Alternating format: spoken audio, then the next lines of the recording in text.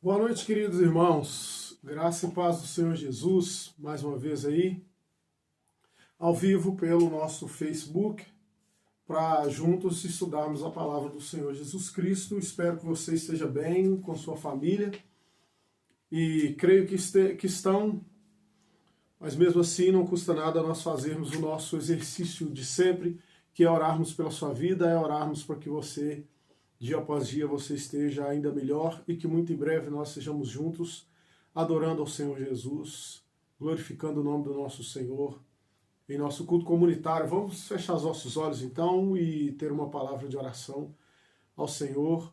Deus bendito que tem cuidado de nossas vidas nesses dias. Senhor, em nome de Jesus, seu povo se reúne mais uma vez diante do Senhor nesta noite de quarta-feira, para, acima de tudo, glorificar o seu nome, porque este é o fim supremo e principal de nossas vidas. Nós queremos exaltar o Senhor, deixar, ó Deus, muito bem estabelecido em nossos corações, nossas mentes, e também fazer, ó Deus, conhecidos os homens por meio de nossas orações, ó Deus, a gratidão que nós carregamos em nossos corações por sabermos que temos sido guardados pelo Senhor, mas que antes de ser guardados por Ti, nós fomos amados pelo Senhor em Cristo Jesus. Obrigado, porque no Seu Filho, Senhor, nós fomos congregados a uma vida de adoração realmente ao Senhor, mesmo que não estejamos tendo a oportunidade de estar juntos, reunidos fisicamente. Estamos reunidos sob o sangue poderoso de Cristo Jesus, e como diz a Sua palavra, e nós bem o cremos, nada poderá nos separar do amor de Deus, porque esse amor está em Cristo.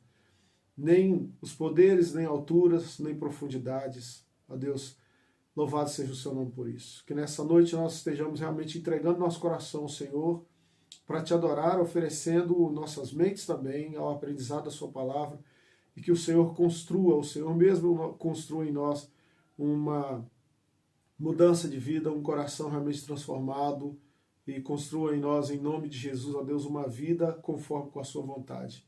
Ajuda-nos, ampara-nos, Senhor, e conduz-nos no caminho do Senhor, em nome de Jesus. Amém. Vamos lá.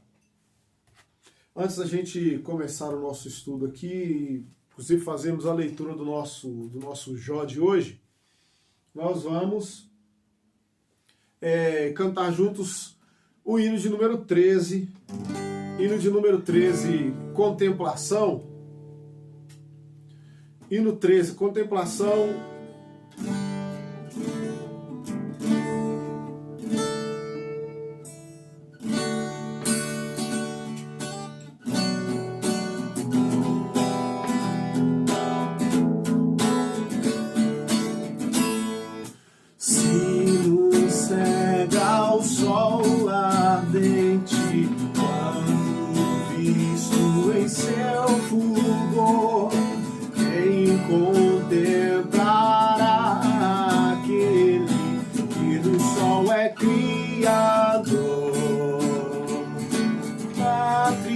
Patriarcas não puderam o seu rosto contemplar, nem Adão chegou a vê-lo antes mesmo de pecar.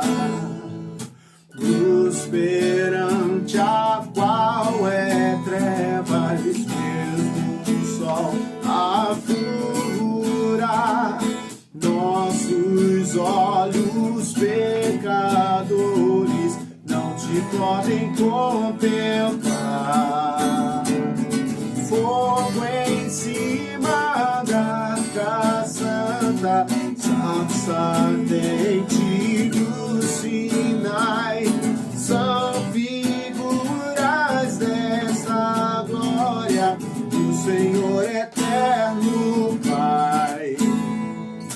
Para termos nós com Ele franca e doce comunhão, Cristo Filho fez-se carne, fez-se nossa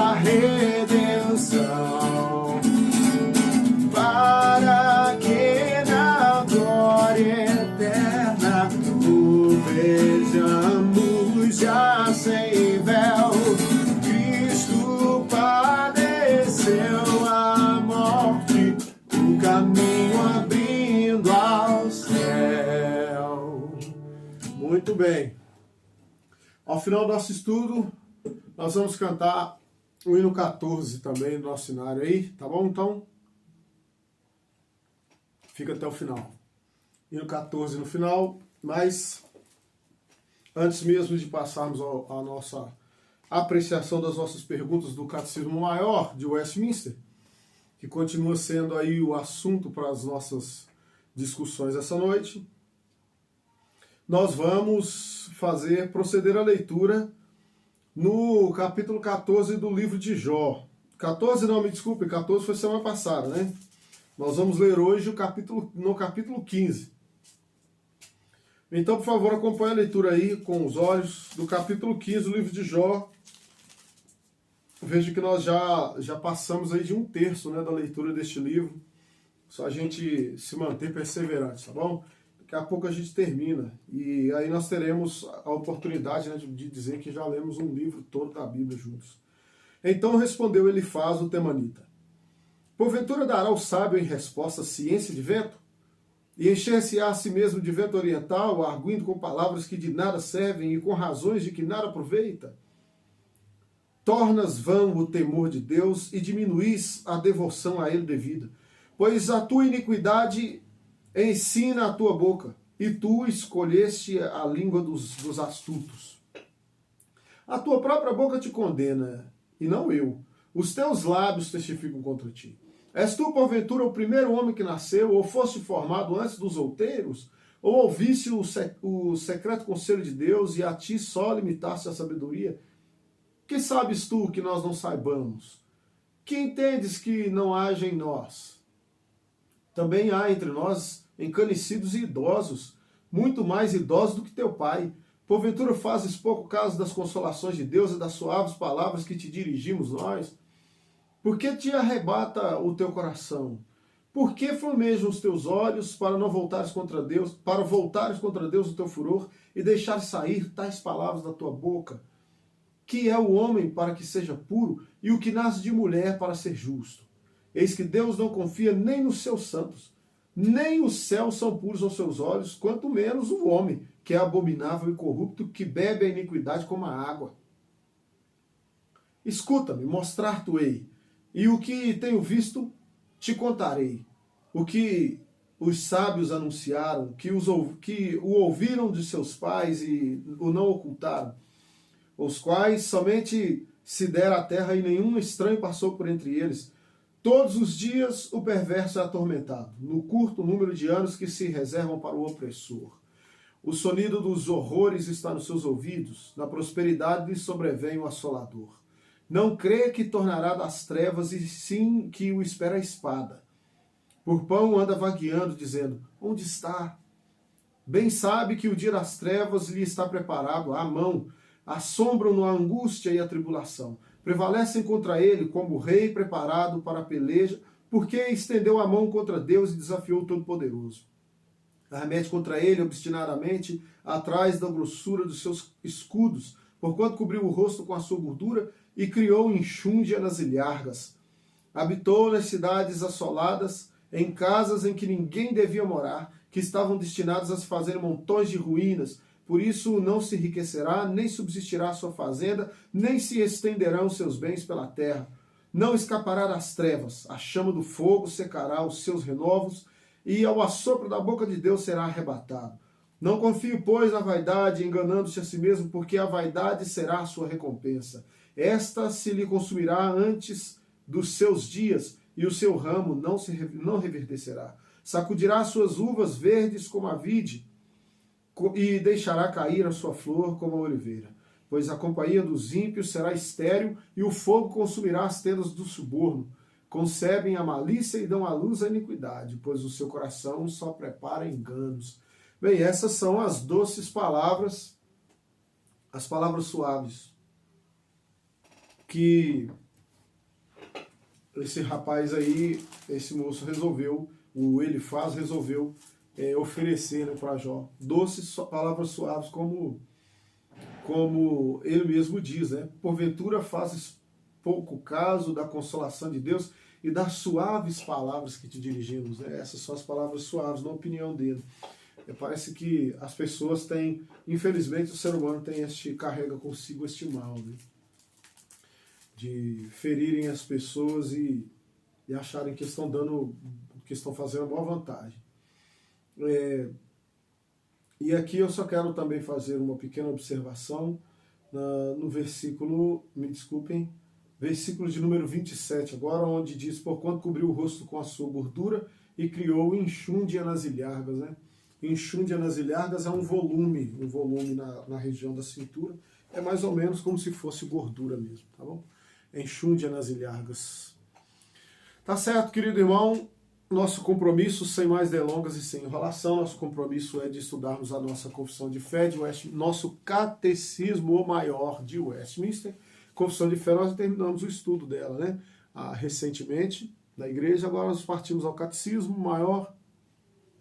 Semana passada nós paramos a pergunta de número 28, que tratava das punições ou dos castigos que recairiam sobre o homem pecador, tanto nessa vida quanto no mundo por vir. Então a pergunta 28 era exatamente dizer a respeito às punições do pecado no mundo, neste mundo, né? Nós tratamos disso. E aí teria sido até interessante se a gente tivesse fechado com a pergunta 29, na verdade, semana passada, porque nós falamos das punições neste mundo, e agora a pergunta 29 trata das punições no mundo por vir. E aí ela encerra um bloco, né? Então nós vamos iniciar um segundo bloco, um outro bloco, na verdade, acho que o terceiro bloco que nós vamos iniciar, de perguntas, onde nós vamos tratar da questão pactual, tá? Então a pergunta de número 29 diz respeito a quais são as punições. Se existem punições para o pecado neste mundo e no mundo por vir, quais são as punições, então, para o pecado neste mundo? Já vimos. E aí vamos recapitular rapidinho? Bem, vejam só, as punições do pecado nesse mundo são interiores ou exteriores, né? Essa divisão aí. Interiores são aquelas como cegueira do entendimento, sentimentos depravados, fortes ilusões, dureza de coração, remorso da consciência e afetos baixos. As exteriores são as punições exteriores, maldição de Deus sobre as criaturas por nossa causa e todos os outros males que caem sobre nós e em nossos corpos. E aqui é interessante, foi até bom a gente ter voltado a isso aqui, porque algumas pessoas têm medo, né, presbiterianos inclusive, de dizer assim, enfermidade é causada por pecado? Sim. Todas? Não. Todas não, mas há a possibilidade de que uma enfermidade seja, na verdade, reflexo da nossa condição pecaminosa, seja um desdobramento, seja uma punição nessa vida para os pecados, para o pecado do homem. Sim, é óbvio que sim, e a nossa confissão de fé, o nosso catecismo maior afirma isso, né? Nós estamos lendo aqui. Esses males que o mundo, que nós vemos no mundo, quando nós falamos do mundo, nós falamos da criação, não falamos do mal, o mundo no sentido ser humano. Né? A gente vê catástrofes de todos os tipos e tal, doenças que aparecem do nada, esses males que estão ao nosso redor, que nos circundam. De onde vem isso? Isso é consequência de quê? São consequências exteriores, ainda nessa vida, para o pecado original. Tá bom? E além disso, os males que nós enfrentamos, nós seres humanos também enfrentamos de modo exterior, inclusive enfermidades e outras coisas mais, que recaem sobre nós, e em nossos corpos também são punições pelo pecado, punições exteriores para o pecado neste mundo, tá? Então, que recai também, às vezes, sobre os nossos bens, sobre os nossos relacionamentos, sobre os nossos empregos e por aí vai, tá bom? E, por fim, o maior de todos os males exteriores, que é a própria morte, né? Que é a morte física em si, tá? E então, nós vimos aí, pergunta 29, quais seriam então as punições para o pecado no mundo por vir? Muitas pessoas diriam assim, nenhuma. As adventistas do sétimo dia, por exemplo, afirmariam aqui, por isso, se você é bom presbiteriano, você não vai poder namorar muito com o adventismo. Infelizmente, a gente acaba namorando bastante. Até a gente se aproxima muito deles, principalmente por causa da qualidade musical, né, do envolvimento muito forte que eles têm com a questão da música, a gente consome muita música adventista, e eles também não são bobos, eles sabem que a gente consome música deles, eles sabem que muita gente consome música deles. Então o que eles fazem? Eles procuram manter mais ou menos ocultados, não deixam tão escancaradas as suas doutrinas, né, mais específicas em suas músicas, não. Por exemplo, a questão do aniquilacionismo, né, que é uma doutrina pela qual as testemunhas, os adventistas do sétimo dia são muito conhecidas, né, essa doutrina chamada aniquilacionismo, ou seja, a doutrina pela qual eles afirmam que no mundo por vir, né, depois que os homens acordarem do chamado sono da alma, que é outra bobagem também que eles pregam, a questão do sono da alma. Então, quando as almas forem despertadas pelo Senhor, então eles serão trazidos a juízo, serão julgados, aqueles que são do Senhor, serão absolvidos, e os demais, os que não são, os que tiverem sido destinados à perdição, como eles são arminianos também, então aqueles que não tiverem aceitado, né, a Jesus, serão condenados ao quê? Ao inferno? Não, porque as adventistas do sétimo dia não acreditam na existência do inferno, não acreditam que o inferno haverá de se estender, né? O raciocínio deles é de que não pode haver uma punição eterna para um pecado que é temporal. Seria a conclusão a que eles chegam é de que há uma desproporcionalidade entre o pecado e o castigo. Ou seja, o pecado acontece no tempo, na história, o pecado tem uma duração, tem um tempo definido e ele se encerra, especialmente com a morte. O sujeito pode viver a vida inteira dentro de uma condição de pecado, mas ele vai morrer. Então não é justo, na opinião deles, que este indivíduo que pecou por 50 anos seja punido por toda a eternidade. Então, dentro da concepção deles, o que o Senhor vai fazer é que recolher, ajuntar as almas desses condenados que não estarão com ele, vai lançá-los todos no inferno e vai destruir o inferno junto com essas almas. Então não vai haver mais nem alma, nem inferno, nem nada. O Senhor vai aniquilar todas essas almas depois, entendeu? É o que eles chamam de aniquilacionismo, por isso, tá? Muito bem, nós não somos aniquilacionistas, nós acreditamos que sim, o inferno é uma realidade eterna. O inferno é um lugar de punição que já existe, já está em pleno uso pelo Senhor, e que o inferno há de ter duração eterna, tá? E lá é que as almas dos homens ficarão. Bem, por isso nós vemos que as punições do pecado no mundo vindouro são a separação eterna da presença consoladora de Deus. Tá vendo essa questão? Aquela ideia que Jesus apresenta no sermão escatológico, né? O famoso apartai-vos de mim, malditos, né? Lá em Mateus capítulo 24, 25, você vai encontrar isso, tá? Os últimos 2 sermões de Jesus lá, o sermão, entre eles o sermão escatológico, tá? E os tormentos mais penosos na alma e no corpo, sem intermissão, no fogo do inferno para sempre. Viram aí a questão do inferno? Então tá aí. Muito bem. São as punições para o mundo vindouro. Dessas, qual é a pior? Né? Algumas pessoas fazem essa pergunta. Qual é a punição mais terrível? Bom, isso vai depender muito do tipo de pessoa que o tal pecador é. Né? Acredito que para muitos crentes, para o crente que tem comunhão com Deus, o indivíduo que tem vida com Deus, o indivíduo que tem proximidade com Deus e que encontra prazer nisso, seguramente poderia dizer que a separação da presença consoladora de Deus é algo muito pior até do que o próprio sofrimento no inferno, do que as próprias agonias infernais. Né? Porque não ter Deus, não ter a presença de Deus, não pode haver nada pior para um crente ou para um ser humano, né, para uma criatura de Deus, do que não estar diante de Deus, não estar com Deus. Mas vamos lá, pergunta de número 30 é a pergunta que diz o seguinte: deixa Deus todo o gênero humano perecer no estado de pecado e miséria? Então nós já vimos que o homem caiu daquela condição natural em que ele foi criado. Ótimo. Ele caiu em que condição? Ele caiu em que estado? A que estado ele foi reduzido? A um estado de pecado e miséria. Viram? Isso já foi umas 10 perguntas atrás. Veja que essa questão já vem ecoando até aqui. O homem caiu no estado de pecado e miséria. Tá? Então,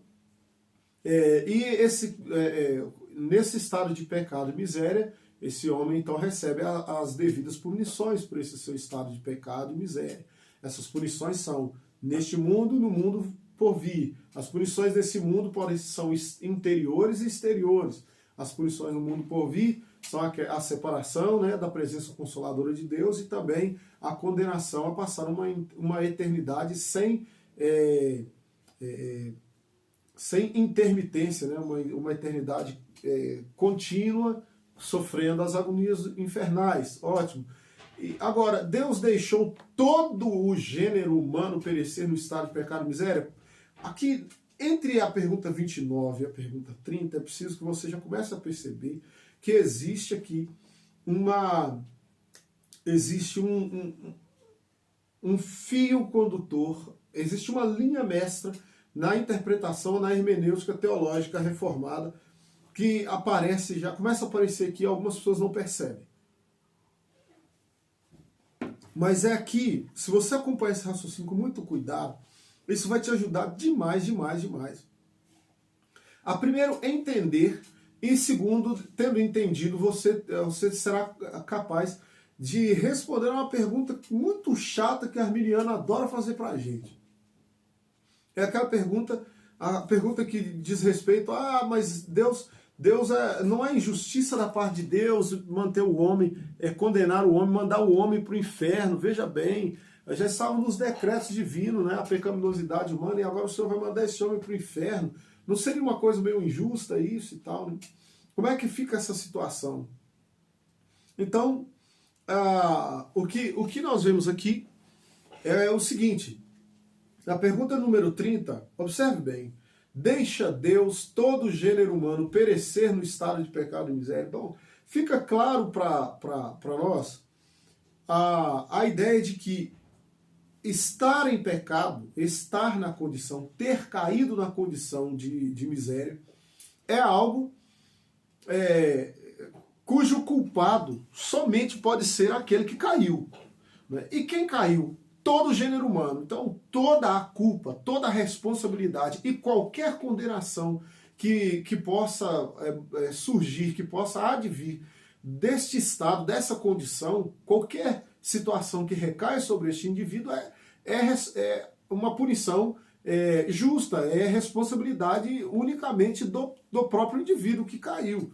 Né? E aqui, quando a pergunta 30 diz, deixa Deus todo o gênero humano, nós estamos apenas fazendo a leitura por um viés um pouco diferente. Nós estamos lendo a mesma situação de homens caídos, condenados ao inferno, mas nós estamos lendo agora do ponto de vista da misericórdia de Deus e não de uma justiça simplesmente, meramente punitiva.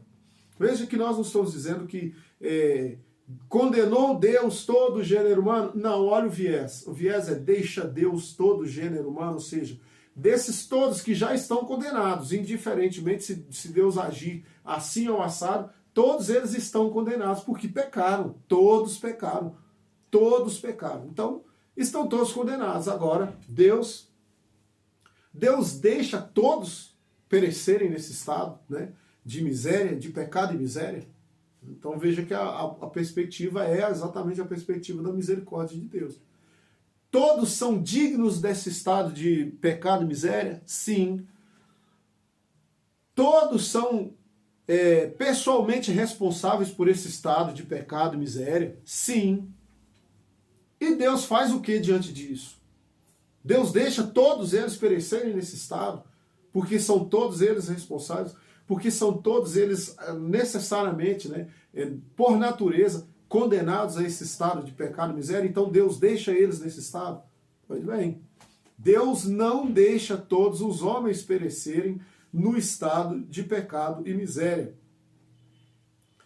em que caíram pela violação do primeiro pacto, comumente chamado o pacto das obras. Tá? Então Deus não deixa. Ótimo.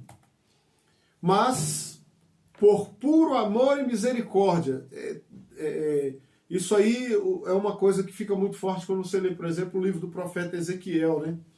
O profeta Ezequiel, Tenha um pouquinho de paciência comigo, vou encontrar para você aqui o Ezequiel, lá no capítulo...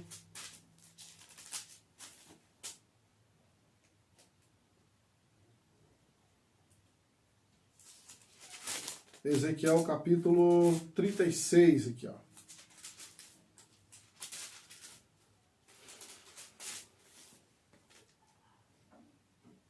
Ezequiel 36.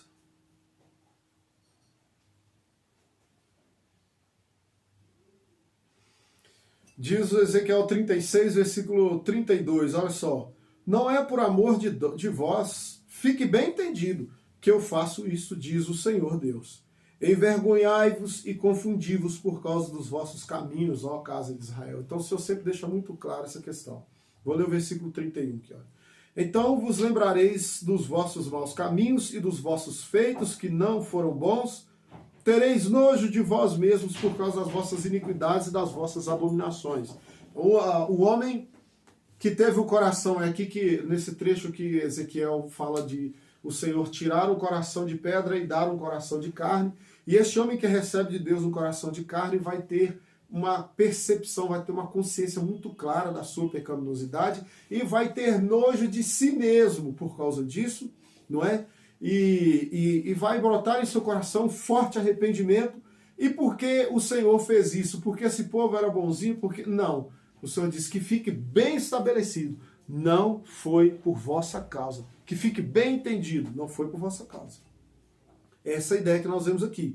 Quando nós dizemos que Deus não deixa o homem caído, né, naquele estado de pecado e miséria, mas por puro amor e misericórdia, né, por pura boa vontade sua, unicamente sua, livra os escolhidos desse estado e os introduz num estado de salvação pelo segundo pacto, né, comumente chamado o pacto da graça.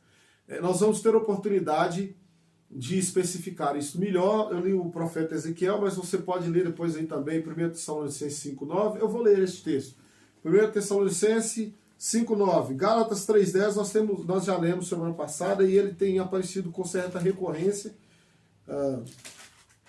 nessa parte deste texto mais relacionado com a questão do pacto, né? Então nós vamos ler aqui 1 Tessalonicenses capítulo 5, versículo 9, tá? Diz assim, porque Deus não nos destinou para a ira, mas para alcançar a salvação mediante nosso Senhor Jesus Cristo, entendeu? Então todos estavam condenados, mas não foram todos destinados à ira pelo Senhor, pelo contrário, por causa da sua misericórdia, unicamente por causa da sua misericórdia, o Senhor destinou alguns para, como diz o apóstolo Paulo aqui, alcançar a salvação mediante nosso Senhor Jesus Cristo, tá? Então tá bom. Agora uma questão importante. Nós falamos aqui de dois pactos, né? O homem caiu, o homem foi destinado, ou se colocou numa condição de perecer num estado de pecado e miséria, porque ele caiu pela violação, né, a sua violação do primeiro pacto, chamado de pacto das obras. Que pacto é esse? É aquele pacto firmado entre Deus e Adão em Gênesis 2,17. E nós já falamos sobre ele nas últimas semanas. Né? Gênesis 2,17 é onde Deus dá explicitamente a Adão aquela ordem da árvore do conhecimento do bem e do mal, dela não comereis, porque no dia que dela comerdes, certamente morrereis. Então esse é o pacto firmado, chamado pacto das obras. Tá? Então o homem caiu, o homem quebrou este pacto chamado pacto das obras. E o Senhor fez o que então? O Senhor, por amor e misericórdia, introduziu imediatamente, no momento exato em que a quebra do pacto das obras aconteceu, então o Senhor introduziu o homem num segundo pacto, chamado pacto da graça. Então, ao contrário do que a gente tem a tendência de pensar, o primeiro pacto e o segundo pacto não dizem respeito ao Antigo Testamento e ao Novo Testamento. Não.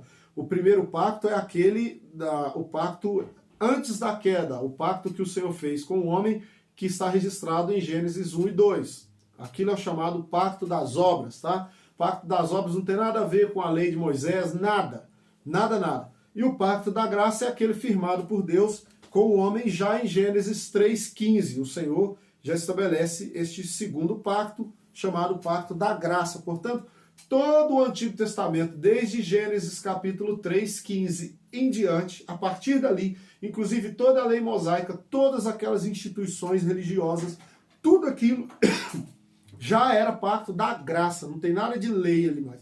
A lei é um aio, a lei é um suporte, mas o pacto, que não é a lei, o pacto é o pacto da graça de Deus com o homem, tá bom?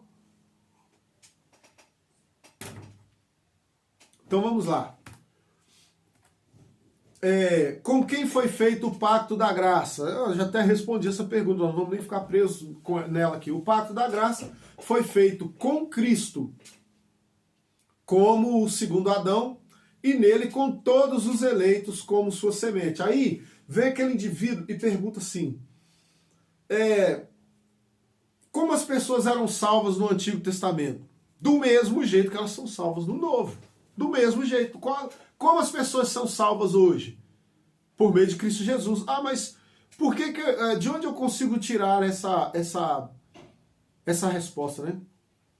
Porque Deus não fez pacto com a humanidade. Deus fez o segundo pacto com Cristo Jesus. O pacto foi feito com o próprio Cristo. Portanto, todos aqueles, mesmo antes de Cristo, que foram salvos em Cristo. Foram salvos tendo em Cristo o seu mediador pactual, tá? Tendo em Cristo o agente da aliança desse segundo pacto e, portanto, a garantia de que seria um pacto que não seria quebrado como o primeiro, né? Porque Cristo não quebraria o segundo pacto como Adão quebrou o primeiro. Então, Cristo como o segundo Adão, né, diz o apóstolo Paulo, o Espírito vivificador, né? O segundo Adão, aquele que vivifica, nesse Cristo, com esse Cristo é que Deus fez o segundo pacto. Se nós formos a Gênesis 3:15, você vai ver como isso fica muito claro, tá? Eu quero ler com você aqui, Gênesis 3:15, olha só, o pacto sendo estabelecido, e veja com quem este pacto está sendo estabelecido. Não é com Adão, o pacto está aqui. Porém, inimizade entre ti e a mulher, entre a tua descendência e o seu descendente. O apóstolo Paulo ainda frisa aqui, veja que o Senhor não fala os descendentes, né, no plural, nem com Abraão ele diz isso, ele diz sempre no singular, o seu descendente. Por que isso? Porque ele falava de uma pessoa só. Tá? Então, Paulo interpretando essa questão pactual e aliancística do Antigo Testamento, lá em Gálatas 3,16, ele fala de um só, porque estavam falando de Cristo Jesus, porque era com ele que o Senhor estava estabelecendo este segundo pacto, chamado de o pacto da graça. E todos, inclusive nossos irmãos, a igreja do Senhor, que viveu durante o período que nós chamamos de Antigo Testamento, todos eles, os salvos, foram introduzidos neste pacto aqui, chamado pacto da graça, tá bom? Pois vamos lá. Então, não aparece... Aí, ó, Gálatas 3,16, pelo menos o Gálatas 3,16 que eu acabei de citar aqui, apareceu, né, nessas referências, que eu fico dando as referências e acabo que elas não estão aí no nosso conjunto. Mas vou ler com você aqui o Gálatas 3,16 para ficar bem claro para vocês que nós acabamos de dizer. Veja, ora, as promessas foram feitas a Abraão e ao seu descendente. Reparem, o singular aqui é proposital do apóstolo Paulo. Não diz, e aos descendentes, como se falando de muitos, porém como de um só. E ao teu descendente, que é Cristo. Entendeu isso? Então o pacto foi feito com um indivíduo só, Cristo Jesus. Com ele que Deus fez o pacto da graça. E como é manifestada a graça de Deus no segundo pacto? Então, o Senhor fez um segundo pacto, chamado Pacto da Graça. Ótimo, este pacto foi feito com Cristo Jesus, né? E nele, nós veremos aqui mais adiante, que neste Cristo, então, todos os eleitos de Deus são introduzidos neste pacto, né? A partir de Cristo Jesus. Por isso, eu me lembro de ter pregado aos irmãos aqui, já no Jardim Laguna, a epístola de Judas.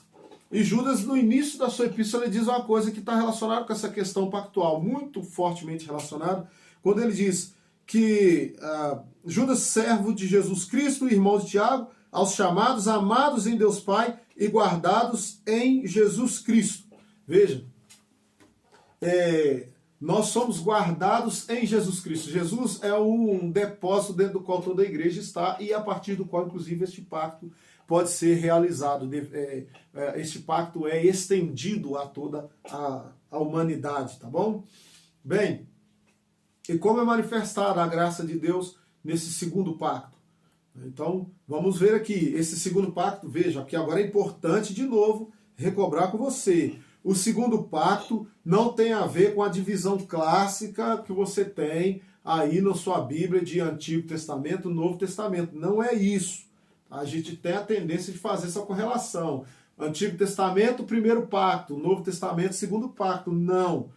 Primeiro pacto é o Adão no seu estado de inocência.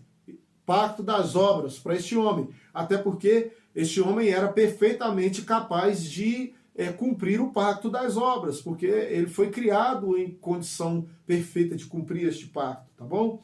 Então, caiu, agora imediatamente já foi inaugurado um pacto da graça. Tá? O pacto da graça já começa em Gênesis 3 e vai daí por diante, tá bom? Então, como é manifestada a graça de Deus no segundo pacto? A partir de Gênesis 3 já.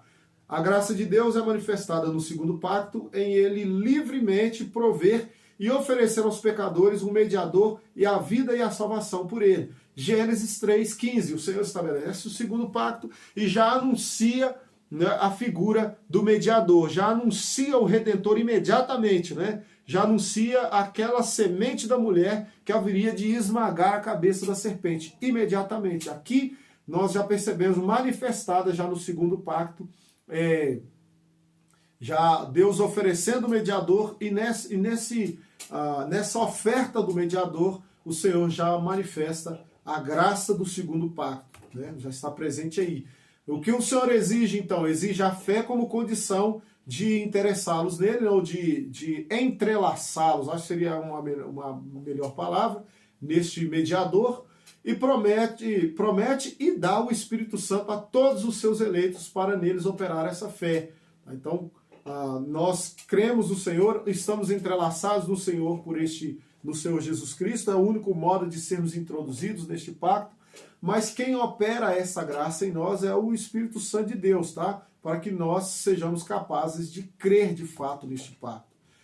Com todas as mais graças salvadoras, e para os habilitar a praticar toda a santa obediência. Então, o Espírito Santo vem para selar em nós a convicção em relação a este pacto que foi feito entre Deus e Cristo, entre o Pai e o Filho e o nosso Redentor, e para que creiamos isso, para que sejamos habilitados a crer, o Senhor nos dá o Espírito Santo, que não só vai nos habilitar, mas também vai fazer-nos capazes de cumprir todas as demais demandas que há para a própria salvação. Todo o conjunto de comportamentos, de atos e de mudanças, de transformações cotidianas e de vida inteira que vão mostrar, que vão manifestar também, até de modo exterior, de modo visível, o fato de que nós realmente estamos nesse pacto com Deus, tá bom?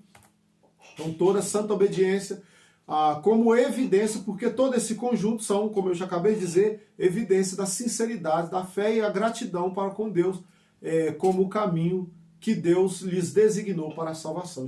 Todo esse conjunto é o caminho que Deus designou para a salvação, e esse conjunto é ao mesmo tempo evidência de sinceridade de fé, é evidência de convicção verdadeira de fé em Cristo Jesus, tá?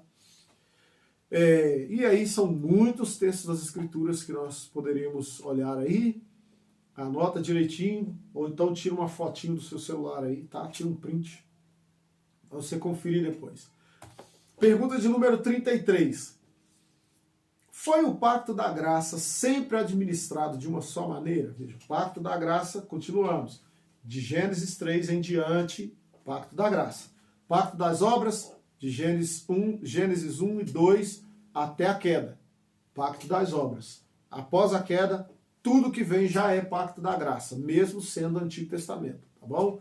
Então esse pacto da graça foi sempre administrado de uma só maneira, né? O pacto da graça não foi administrado da mesma maneira.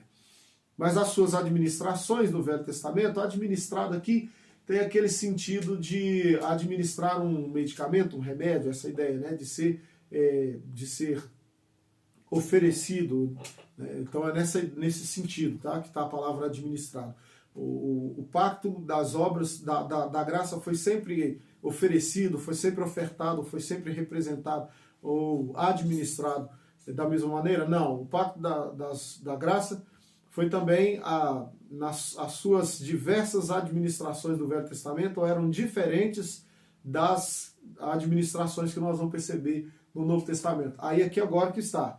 Novo Testamento é pacto da graça, assim como o Velho. Mas aí que está a distinção básica, é no seguinte: não é que estamos falando de pactos diferentes, nós estamos falando de um pacto da graça só, não existe mais de um, e nós vamos falar isso aqui mais adiante, né? Não há mais de um pacto da graça, há um único pacto da graça, mas a forma como este pacto é administrado no Antigo Testamento ou na antiga dispensação é uma. A maneira como este mesmo pacto vai ser administrado na nova dispensação, no Novo Testamento, é outra. Um pacto só, mas maneiras diferentes, modos diferentes de este pacto ser administrado, tá bom?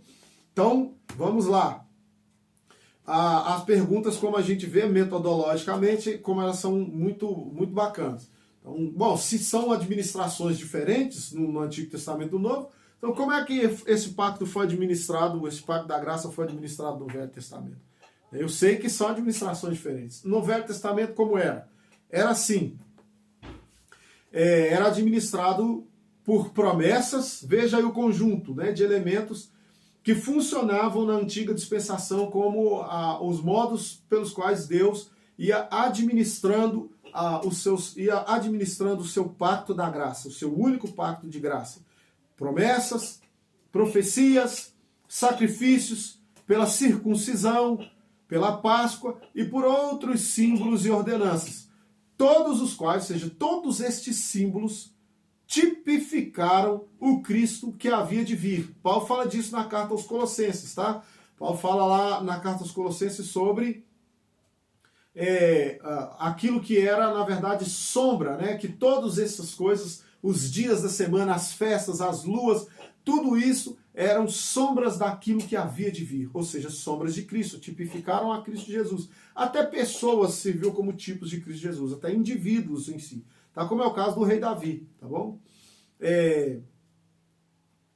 Então vamos lá, o Cristo que havia de vir, e eram naquele tempo suficientes para edificar os eleitos na fé do Messias prometido, ou seja, por esses elementos, pela obediência, pela observância da Páscoa, pela observância das festas obrigatórias, né, desses ritos espirituais, por esses símbolos todos, a circuncisão, esses elementos todos serviam como elementos suficientes para apontar e sustentar as pessoas numa fé genuinamente cristã.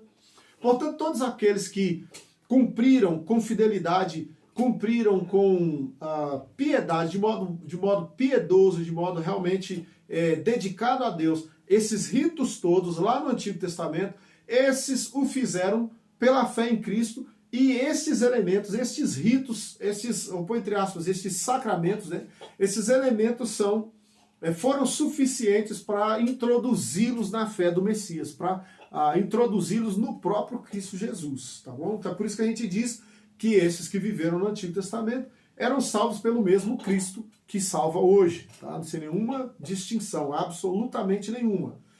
Exceto pelo fato de que no Antigo Testamento, como nós não temos o Cristo vivo, nós não temos o Cristo encarnado, então é necessário que haja vários elementos religiosos que vão cumprir este papel, tá? Então, entre eles está, inclusive, a própria profecia, o próprio movimento profético em Israel era um meio pelo qual Deus trazia o povo à fé em Cristo Jesus. Por isso você vê esses elementos cristológicos tão fortes no profetismo israelita, tá? Por quem tiveram, ainda nesse tempo, veja, na fé do Messias, por meio de quem? Por meio deste Messias, ainda naquele tempo, nesse tempo de Antigo Testamento, tiveram a plena remissão do pecado e a salvação eterna. Entenderam aí? Muito bem. E como é o pacto da graça administrado no Novo Testamento? E nós vamos encerrar com essa pergunta aqui, tá bom? E depois a gente estende mais. No Antigo Testamento era assim, e no Novo Testamento como é? No Novo Testamento, quando Cristo, a substância, não mais, agora nós precisamos da sombra, porque a substância, o corpo, né, real, o corpo capaz de produzir a sombra, agora está presente. Né? Quando essa substância, né, da profecia foi manifestado, o mesmo pacto da graça, tá vendo? A ideia de não existe dois pactos, é um pacto só, o mesmo pacto que estava lá, agora foi e continua a ser administrado. A diferença é o como. Então, o pacto é o mesmo, mas como? Agora o pacto da graça é administrado pela pregação da palavra, centralidade da pregação no culto reformado. Por que isso? Porque quando você chega numa igreja presbiteriana, pregação é o centro do culto. Ou qualquer trabalho que você faça, mesmo seja nas casas e tal, a pregação tem que ocupar o lugar central. Por quê? Porque pela pregação da palavra, nós estamos na nova dispensação agora, né, do pacto da graça, estamos administrando este pacto sobre a igreja, a pregação, né, da palavra, a celebração dos sacramentos, né, os dois, o batismo e a ceia do Senhor. Então, se nós queremos ter acesso hoje ao pacto da graça e queremos estar em plena obediência, em plena concordância com este pacto da graça, precisamos estar firmemente alicerçados na pregação do Evangelho, e uma igreja que queira de fato ser instrumento de Deus para a administração do pacto da graça sobre os fiéis, precisa ter a pregação como elemento central e a fiel administração dos sacramentos. São os meios pelos quais hoje nós administramos o pacto da graça, tá bom? E assim, a graça e a salvação são manifestadas em maior plenitude. O João Calvino dizia que onde o evangelho estivesse sendo pregado, então ali a igreja estava presente, ali estava sendo manifesta a graça, a misericórdia, ali estava sendo manifestado o reino de Deus, onde houver pregação do evangelho. Tá? A graça e a salvação são manifestadas em maior plenitude, evidência e eficácia a todas as nações. Veja que coisa interessante. As mulheres não circuncidavam, só os homens. Portanto, se nós formos ao Antigo Testamento, você vai ver que a profecia não era universal na maioria das vezes. Todos aqueles elementos pactuais estavam muito restritos a Israel. A Páscoa não era uma festa geral, era uma festa um pouco mais particularizada. Todos os elementos pactuais eram bastante particularizados. Agora, sob a nova dispensação, pela pregação do Evangelho, pela pregação da palavra, né, e pela administração dos sacramentos, então este pacto foi amplificado. Né? E agora ele atinge uma maior plenitude e ele evidencia também, ele fica mais evidente e ele se manifesta de modo mais eficaz em todas as nações. Onde o Evangelho for pregado e os sacramentos foram administrados de modo correto e de modo bíblico, então o reino de Deus será evidenciado e será manifestado com toda certeza. Estamos aí? Lucas 24, 47, depois Mateus 28, 19 e 20, né, onde Jesus diz: ide por todo mundo e pregar o evangelho a toda criatura. Por que pregar? Porque o reino, o pacto da graça se manifesta pela pregação, como nós acabamos de dizer. Pregai, né, ide por todo mundo, fazei discípulos de todas as nações, ensinando-os a guardar, né, essa ideia do ensino, a pregação como instrumento de ensino, né, a guardar todas as coisas que vos tenho ordenado, batizando-os aí, os sacramentos em nome do Pai, do Filho e do Espírito Santo. Então você tem pregação e sacramento ao mesmo tempo aí, né, participando juntos como manifestação deste pacto da graça. Ótimo. Semana que vem, pergunta de número 36, ainda continuando na ideia do pacto, nós vamos falar sobre o mediador. Quem é o mediador do pacto, tá bom? Então, Deus, nós fizemos, a pergunta anterior foi com quem Deus fez o pacto, tá? Quem é o sujeito do pacto? O sujeito do pacto é Cristo, é o Messias, com o próprio Cristo. Né? E quem é agora o objeto, o mediador do pacto? Né? Veja que interessante. O pacto foi feito entre Deus, entre o Pai e Cristo. E quem é o mediador que faz aí a ligação entre Cristo, que é aquele que realiza o pacto na história, e o Pai, que é aquele quem estabelece o pacto. Quem é que faz a conexão entre esses dois, que liga a humanidade aos dois, tá? Então aí nós vamos falar sobre isso semana que vem, mas antes nós vamos cantar hino de número 14, como prometemos. Cante junto com a gente aí, hino conhecido, então fica fácil para todo mundo cantar, tá bom?